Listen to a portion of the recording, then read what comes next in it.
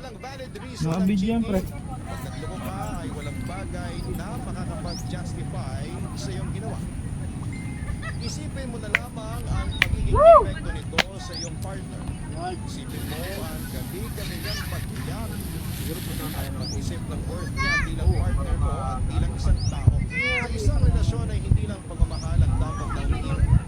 Dapat ay meron din respeto, katapatan at magiging kontento. Walang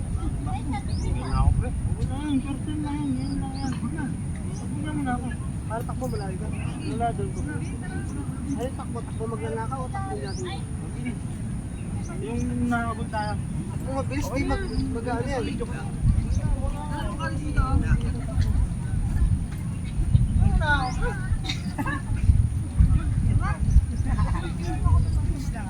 Sabay-sabay ah. Uy! Wala ka dyan.